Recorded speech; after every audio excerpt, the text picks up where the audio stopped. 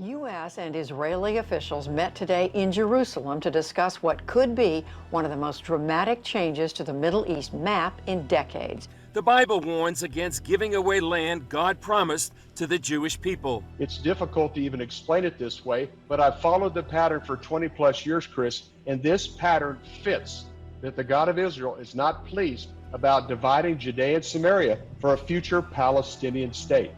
Koenig says he's witnessed more than a 20-year pattern where the U.S. reaps consequences when it forces Israel to give away its God-given land. So I've been documenting what happens when the United States applies pressure on Israel to divide their covenant land.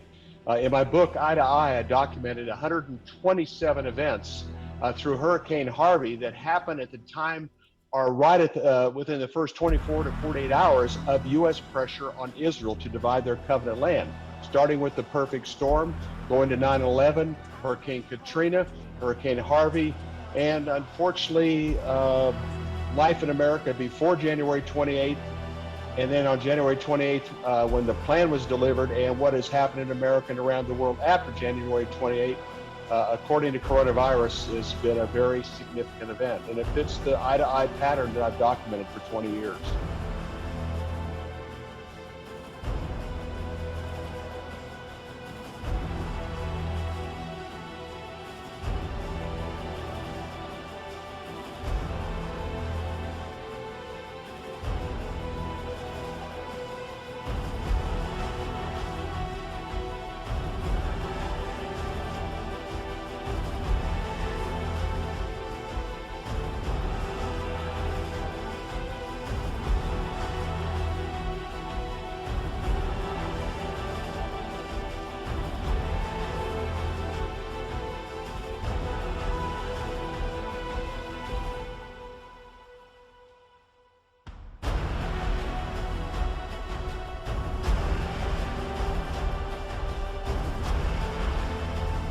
Easter as our timeline, what a great timeline that would be.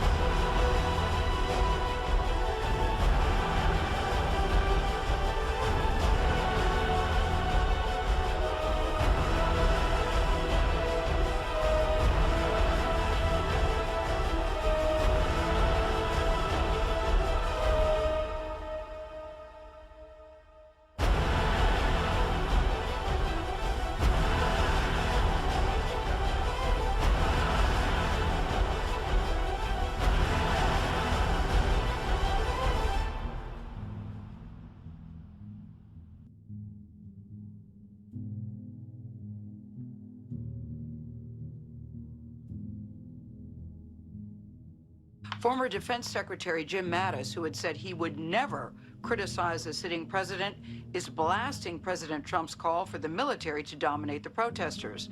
The retired Marine general accused the president of trying to divide the country.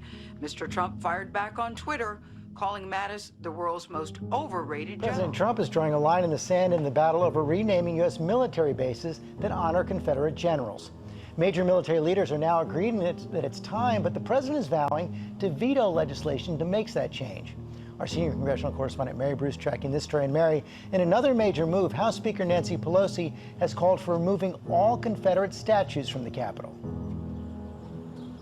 And George, the speaker says those statues have to come down because she says there is no room for celebrating the violent bigotry of the Confederacy. But the president sees this differently. He is flatly rejecting those calls to remove the names of Confederate commanders from U.S. military bases, even though the Secretary of Defense and the Secretary of the Army are open to it. But in a tweet, the president said these monumental and very powerful bases have become part of a great American heritage. And his press secretary says that removing these names would be complete disrespect for the soldiers who trained there. But George, while the president is passionately defending keeping these names of the Confederate commanders on these bases, he has yet to put forth any ideas or specific reforms to address the killing of George Floyd.